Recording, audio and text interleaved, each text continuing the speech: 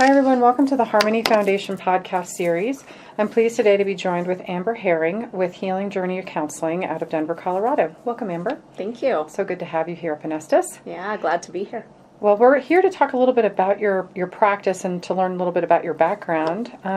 Let's first start out with who you are. So you're a licensed marriage and family therapist. Mm-hmm. What made you decide to pursue that path of going into that kind of a career?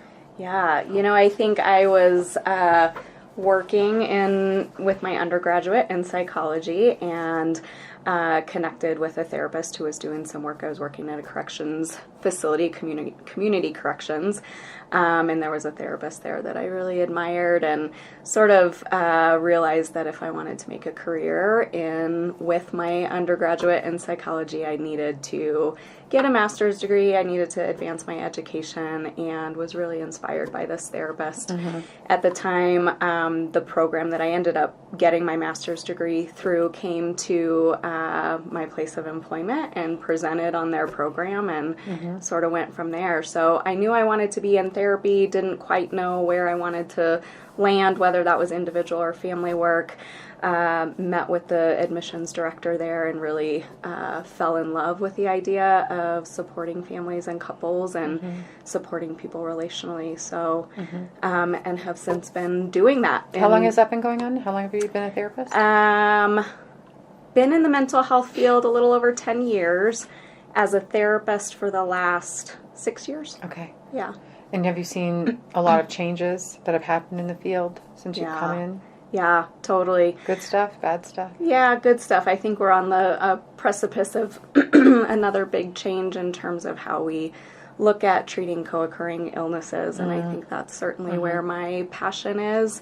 I think where the field has advanced a lot in terms of honoring trauma work and the things that we're learning about trauma and the things that kind of keep eating disorders, substance use, and process addictions going. I think now where it will turn next, my hope is that we're supporting people in kind of looking at the whole person mm-hmm. And treating all of those things integratively, co-occurringly. So how does that look when you say that? Because for folks that are listening, there's always been these two schools of thought that for example, the substance abuse is always going to live on this side, the mental health is going to live on this side, then you'll have the process disorders like eating disorders and gambling addiction and sex addiction that kind of play a part in but you're talking about integrating all of that in together. So how does somebody look at that and think, how do you capture that? Totally. So I do a lot of ACT work, acceptance and commitment therapy, really looking at what is the function, excuse me, what's the function of those behaviors. So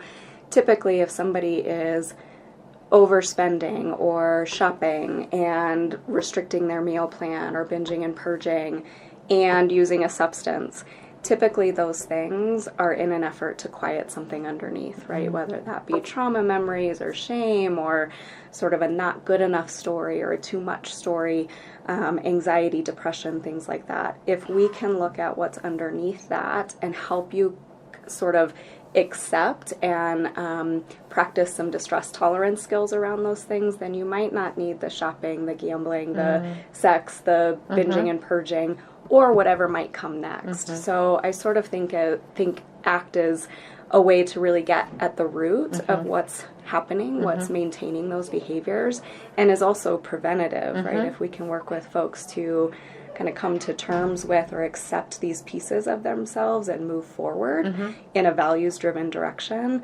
then we won't need the things that tend to become compulsive or addictive. And always very unhealthy. The unhealthy coping skills that oftentimes we see pop up here is people utilizing drugs because they have an undiagnosed disorder of ADHD or depression or anxiety, and they hit that wall. So that totally makes sense.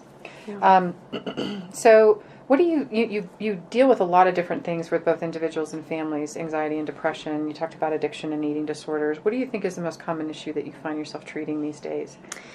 I think it's, in general, sort of communication. So I work a lot with families recovering from eating disorders and substance use.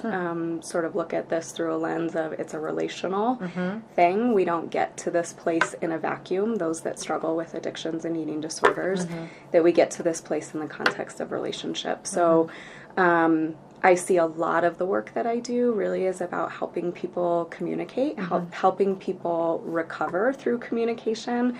I sort of think of these behaviors serve a function individually, but they also serve an interpersonal function. They're helping us communicate something, whether that be I'm in pain, I need some help, I need to be seen, please notice that I'm struggling. So I work a lot with families. How do we put words to that so you don't need the behaviors to communicate that? I like that. I've never heard it from that perspective before. And it's so true because it really is the most fundamental piece of what we need to understand. And most of the time it's broken. Most of the time the communication has been, what is it, you're raised in a culture and a family where it's never been fully functional or that's interesting. Yeah. So we always like to get to know the person behind the program. So what purchase of $100 or less has most positively impacted your life in the last 6 months, or at least in recent memory? Yeah. I have a 13-year-old stepdaughter, and for Christmas this year, she asked for a record player. Really? Yes. Were you able to find one? Yes, Amazon. Well, there you go. Yeah, that's crazy. But I think that's when I think about the most meaningful gift, she's sort of an old soul like me. I kind of think of myself as an old soul, and it just like warmed my heart. She would want this, old, record player, something that kind of speaks to my heart. So does she have records now? She does. What kind of records does she have? All sorts. Does sorts. So I think her most recent one was Crystal Gayle.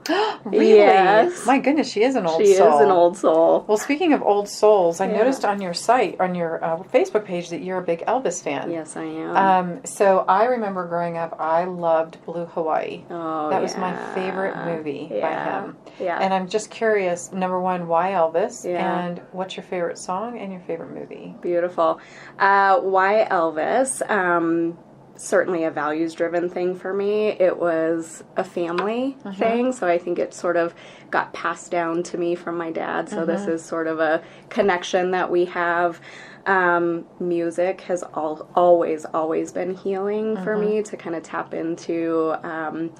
The creative song has been super healing. Elvis is just passion. He's passion incarnate, right? Yeah. He gets on stage and he is just true to who he is, and people are drawn to him. So favorite song would probably be If I Can Dream. Is that the name of the song? If I Can Dream. Okay. And favorite movie would be tough, maybe Clambake. Oh, okay. Or Viva Las Vegas. Viva Las Vegas. Yeah. Nice. That's a good one, too. That's a good one. Yeah. Yeah, I have to say, growing up, I loved watching him on TV when I was a little girl. He really was. He was just so charismatic. Yeah. So I just thought that was really neat when I saw that about you. So, well, if we were to play off the word harmony, what do you think it means to live a life in harmony? I think... again, consistent with the ACT work that I do, I think helping folks find a way to bring some acceptance to their internal selves. I think we do a lot of detaching from that or trying to make sense of that in ways that we sort of put that in a box. I think living in harmony is tapping into those things and becoming friendly with the pieces of us that we want to detach from. So that we can live a sustaining, meaningful, genuine life. I really like that. Yeah. Thank you for sharing that. Yeah. Well, if someone wanted to reach out to you and access your services, how could they get in touch with you? My website would be the best way, so www.ajourneytowardhealing.com. I'm also on Facebook, Healing Journey Counseling, Instagram, and also YouTube. So I do just little segments to keep people from the couch. Yep. Little segments to talk about things that you may talk about and explore in therapy, keep people connected to the process between sessions, things like that. Very cool. Well, it was really a pleasure to meet you, Amber. Thanks for visiting with us today. You as well. Thank you.